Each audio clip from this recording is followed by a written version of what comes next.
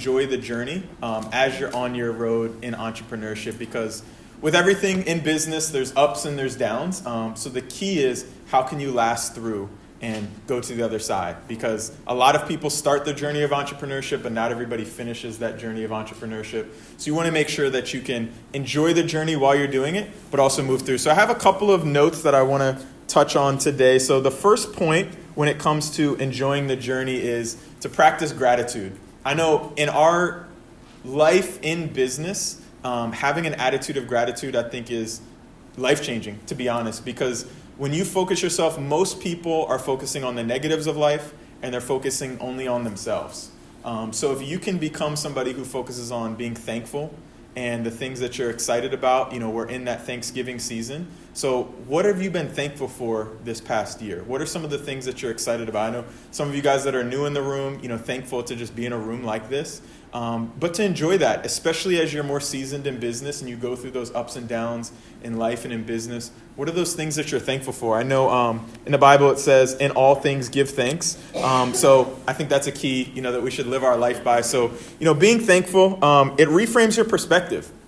When you think about the negative, when you speak negative, like Bill Britt always says, it causes you to have a downward spiral of the things that you're not excited about, the things that are challenging in your life. But when you start to look for the positive and you start to look for things that have gone well and what you're, how the situations that you've been through have taught you lessons that you've learned to make you the person you are, it gives you a perspective of how can I be optimistic about the future. I remember a couple of conferences ago, we had on the webinar, I can't remember who the lady was, the lady with her arm, the surfer. This was a couple of years ago. But I remember she talked about practicing gratitude and, writing in your journal every day. What's one thing that you're thankful for? And I know Janae and I have been practicing that and, try to be consistent with it, but it revolutionized our life when we did it consistently for that period of time.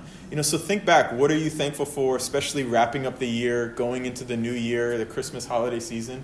What is it that this year has taught you that you can take into 2025? Because the people that just dwell on the negatives and things that didn't happen, the economy, the this, the that, lost their job, they're bringing that negativity into 2025. But when you think of the things, what you've learned from, even if you've gone through challenges, maybe health diagnosis, what are you going to do to implement moving forward? Gratitude, it gives you a different perspective, having that attitude of gratitude. So, again, think of what you've learned and reframe it. The second point that I want to talk about is, you reap what you sow. So be sure to sow good seeds. Your mindset when you're in the valleys and the lows of life is going to determine the peaks that you reach. So how you view challenges, situations, negatives in your life is going to determine the good that comes back to you. So being sure that you don't dwell. Most people, when they're on that entrepreneurial roller coaster, they get off at the bottom. But you don't want to get off when you're, losing or you lost the sale, somebody quit. What you want to do is you want to learn how to push through those challenges, because everything in life, you reap what you sow. If you sow good seeds, you're going to reap a good harvest. So if you look for ways to positively impact people in their life, if you look for, like you mentioned, Edwin had reached out to you when you guys were at a party, he saw something good in you. If Edwin was just focusing on himself and the challenges that he was going through, do you think he would have made that connection with you or talked to you? Probably not. But what do most people do every single day of their lives? They're so focused on themselves that they don't see anybody else around them. I think we've all probably seen that meme on social media where it's like everybody's glued to their phones and they don't see anything else going on around them. So you don't want to be like that. You want to be, you want to observe the masses and do the opposite. So sow good seeds. When you see somebody, ask yourself, when you enter a room, does it brighten up when you enter it or does it brighten up when you leave the room? What type of person are you? I wanted to give a big shout out to Larry, because I remember last business presentation that we came to, every single time you are always upbeat, you're always positive, you're always giving compliments. Yes. And I just remember thinking, I'm glad that I'm around people like that. I'm glad that there's a community of people that are looking to add value to other people's lives. I always see Camille out contacting and meeting new people, and it just gives you that emotion of, what more can I do? How can I push myself to become more? So, are you looking to compliment other people? Because I think the biggest cause of depression and stress is because people are so focused on themselves and their problems. But when you start to say, how can I go out and help other people? What I think Bill Britt, a lot of our mentors always say, the way that you solve a problem is to go out and help somebody else solve that problem. So how can you take the eyes off of yourself and help other people? Sowing those good seeds, because every seed that you sow is going to come back to you in some way, shape, or form. Maybe in a business partner, maybe in a customer, maybe in a job promotion, maybe in, I don't know what it's going to be, but look for ways to add value to other people. Whenever you're out, whenever you're at work, how can you compliment people? Even if it has nothing to do with your business or building a customer, can you get into the habit of complimenting other people, lifting them up? Because so many people, especially now, I don't want to talk about politics or the election, but a lot of people are mad, a lot of people are happy, but can you be somebody that's a light, to help other people, regardless of their background, race, religion, anything like that? Can you help people and sow those seeds? Because if you can do those things, what is going to happen is you're going to start to love the process of business. Because in every business, you're going to have rejections. You're going to have people that say no to you, that don't want to be a part of your venture. But if you start to fall in love with loving on other people, giving them compliments, you'll see that in this business and in other things in your life, you'll be able to last a lot longer than most people. Because most people are so inwardly focused that, this person quit, this customer returned this product. They don't think of, what did I learn from that? Hey, maybe I did this with this customer and it just didn't work out the right way. Okay, I'm thankful for that learning experience. Let me go out and talk to somebody else and use what I learned. But most people are like, this doesn't work. They fall back into those negatives of life. So sow good seeds and have that gratitude, because when you have that, that's how you can move on and grow. And anything else I wanted to talk about, like I said, choose to be the light and share those positive experiences. I remember, I think it was Ray Youngblood talked about this business is good seed. Think of all the benefits you've already had in your life because of this business, whether you've been here for 1 or 2 meetings or you've been here for a lot longer. The things that you share those excitements with people. How has it impacted your life? Dropping the message, yes, there's certain scripts that you can have, but just genuinely share how you've gotten out of debt, how you've bought a house, how you've, grown in your life. Because those are the things that people are looking for. The people, like Janae was saying, the candidate that we had here today, Marina, we met her at church. We were doing a financial seminar, and we were just sharing the stuff that we learned through the BWW system, and she was attracted to it. After the seminar, she came up to me and said, hey, I want to know a little bit more about it, and we booked a meeting and talked more. So find those creative ways. I know Donrell and Roxanne, you guys are tabling, you do a lot of other events. So just find a way to get out, get around other people, and just be creative. Because if you're sowing those seeds, if you're impacting the community, I don't know how, but some way, somehow, those opportunities are going to come to you.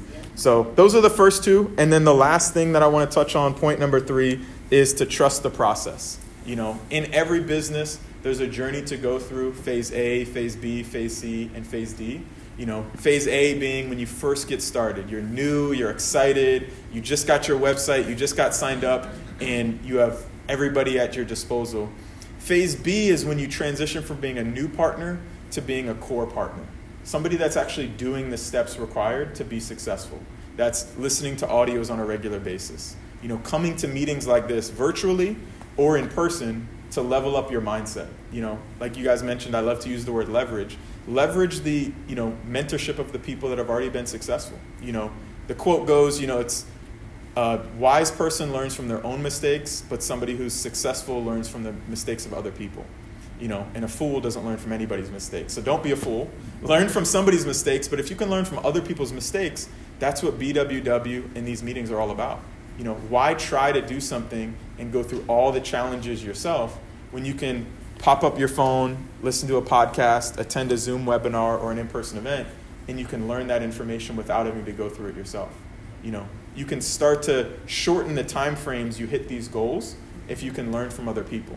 So trust that process. And then phase C is when you start teaching other people. So now you've learned how to make some sales. You've learned how to start to expand your network. You've learned how to leverage the mentorship system. Now can you help somebody else? Just like Edwin reached out to you, can you learn from him how to maybe reach out to one of your friends or one of your family members or somebody else? Or like Jennifer has helped you, how can you start to share that with other people? It might look different. You guys were coworkers. You might have to reach out to other different types of people. But just fall in love with that process of helping other people. People that are excited and want to grow and develop people and see them at their full potential, really thrive in this environment, because that's all that we're about. We're all about cheering each other on. Like Ralph and Margaret and I, we have no financial benefit, but we love seeing each other. We love coming to these events, and we love meeting all of you because you guys lift us up and you lift our team up, and we like to do the same thing. So can you be that type of person to be in that phase C where not only are you doing the steps to be successful, but you're teaching other people? And then phase D is obviously where you've reached your goals, your dreams, and your aspirations. Reaching that financial freedom, whatever level in business that looks like, platinum, emerald, diamond. Talk to your coach. What amount of income do you need to make every month so that your expenses are paid? And then see, how can I make that income through this business? Because at the end of the day, this is a business. How much revenue do you need to make to reach your goals and dreams? So talk to your coach. What does your budget look like? What do you spend money on every month? And how can you start to slowly grow your income to reach that level? And if you start to just trust in the process of going from phase A to phase B to phase C, inevitably you're going to get to phase D. So there's a bunch of audios on BWW that talk more about that. But fall in love with that. Fall in love with the process. Trust the process. And what was I saying? Use that to prospect other people.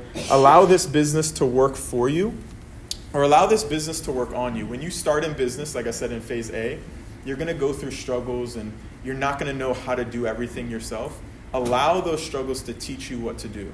Maybe you share a product with a customer and they don't like it. Learn from that experience and say, okay, next time, let me check with Jennifer and see what can I recommend to this person. Or maybe you reach out to one of your friends and they don't really connect with what you're sharing with them. Okay, let me talk to my coach and see, hey, how can I propose this in the right way? Because if you have that mindset of solution-oriented, you're always going to find solutions, because there's no lack of people. There's 330 million people in the United States. You only need 6 people to go diamond. You only need 6. So you could go through, 329 million, and you still got another million left to talk to. So start to get into that mindset of solution-oriented, how you can grow and how you can do more. And to wrap it up, I always love to end my meetings with a challenge for everybody. So the challenge that I would share with you, I'll make it twofold. I only had one, but I'm going to add to it right now. The first thing I would challenge everybody in the room is, for the next 7 days, including today, have a notepad right next to your bed and write down the top most positive thing that happened to you that day. What was it? Maybe it was coming to this meeting. Maybe you were at the grocery store and somebody complimented you. Maybe you were at work. Not too much positive sometimes happens at work, but let's say you had a positive meeting at work and you got a raise or something like that. What is one positive thing that happened to you every day for the next 7 days? Because I promise you, if you can reframe your mindset to looking for positive, what it's going to do is, by this time next week, you're going to start looking for positive. You're going to start to say, is this the thing that made me excited? Is this going to be the positive? Or no, wait, once I get home, this is going to be the positive thing. Or, hey, if I go to the grocery store, I'm going to meet somebody. That's going to be the positive thing. So if you start to write down what you're thankful for, what you're grateful for, the most positive thing that happened to you that day, that's going to reframe your mindset to look for positives and not negatives. Because again, what does the world look for? Negatives. What happened to me? How did this person? What did somebody say on social media? So you want to be different. And then the second thing that I'll add to wrap up is, how can you be that positive in somebody else's day? What's one thing that you can do every day to say, I want to make this person's life a little bit better? Maybe it's giving a compliment. I remember one of the things Janae and I did when we were building our business in the early stages is I just said, when I go out, I just want to give 3 compliments today. I just want to compliment somebody on their shoes or their jacket or their clothes or anything. Hey, you have a great smile. Hey, I love, you gave me some great service today. So can you be that positive moment in somebody's day? So I think if you do those 2 things just for the next 7 days, if you want to, if you like it, do it for the rest, follow up after. But for the next 7 days, including today, so even though I told you about it right now, do it tonight. What was the most positive thing that happened to you today? And then starting tomorrow, how can you be that positive in somebody else's day? Because I promise you, if you do those 2 things, you're going to attract partners to you, you're going to attract customers to you, and you're just going to attract and you're going to benefit the community that you're a part of. But with that, I thank you guys for allowing me the opportunity to share, and I'm going to pass it back over to Ralph.